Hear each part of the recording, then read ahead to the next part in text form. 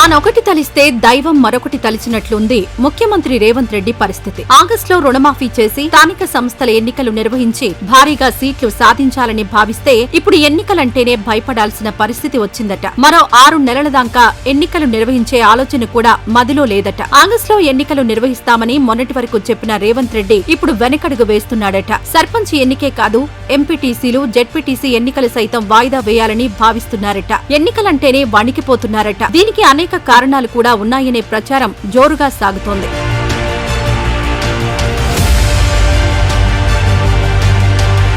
ఈ ఏడాది ఫిబ్రవరిలో సర్పంచుల పదవీ కాలం ముగిసింది. అంటే దాదాపు 6 నెలలు పూర్తయ్యాయి. అప్పటినుంచి పంచాయతీలు అన్ని ప్రత్యేక అధికారుల పాలనలోనే సాగుతున్నాయి. వాస్తవంగా పాలన గడువు ముగిసిన వెంటనే ఎన్నికలు నిర్వహించాల్సి ఉన్నప్పటికీ రాష్ట్ర ప్రభుత్వం వాయిదా వేసింది. మేలో పార్లమెంట్ ఎన్నికలు ఉండడంతో అవి ముగిసిన తర్వాత నిర్వహిస్తామని చెప్పింది. ఎన్నికలు ముగిసిన తర్వాత జూన్లోనే నిర్వహిస్తామని సీఎం రేవంత్ రెడ్డి ప్రకటించారు. అయితే స్థానిక సంస్థల ఎన్నికల్లో భారీ మెజారిటీ సాధించాలనే ఆలోచనతో పక్కా స్కెచ్ వేసి వాయిదా వేశారు. ఆగస్టులో రుణమాఫీ చేసి ఎన్నికల్లోకి వెళ్తే మంచి ఫలితాలుంటాయని భావించారు. అందుకే జూన్లో నిర్వహిస్తామన్న ఎన్నికలు మళ్లీ వాయిదా వేసింది.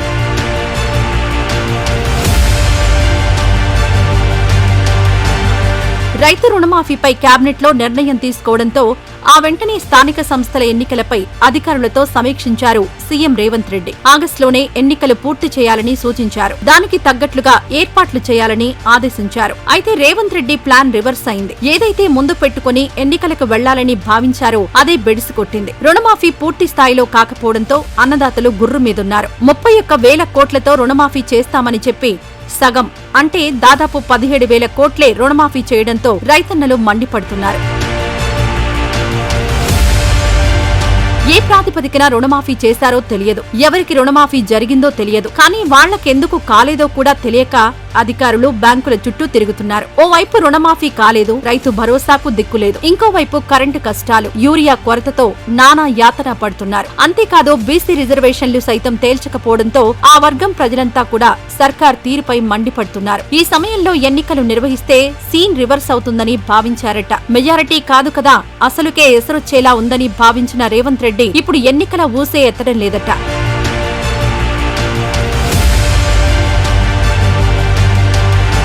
ప్రత్యేకాధికారుల పాలనలో సాగుతున్న పంచాయతీలకు రీసెంట్ గా ప్రభుత్వం నిధులు విడుదల చేసింది. కేంద్ర ఆర్థిక సంఘం నిధుల నుంచి పంచాయతీలకు 220 కోట్లను విడుదల చేస్తూ రాష్ట్ర పంచాయతీరాజ్ శాఖ ఈ నెల 13న ఉత్తర్వులు జారీ చేసింది. దీంతో సర్కార్ ఎన్నికలు నిర్వహించడం లేదని చెప్పకనే చెప్పిందని పలువురు అభిప్రాయపడుతున్నారు. ఏడాది పాటు ఎన్నికలు నిర్వహించకుండా ప్రత్యేక పాలనలో పంచాయతీలను నడిపించే అధికారం ప్రభుత్వానికి ఉంటుంది. ఇప్పటికే 6 నెలలు ముగియడంతో మరో 6 నెలల పాటు ఎన్నికలు వాయిదా వేసి పరిస్థితులు చక్కబడ్డాక నిర్వహించాలని రేవంత్ రెడ్డి భావిస్తున్నారట.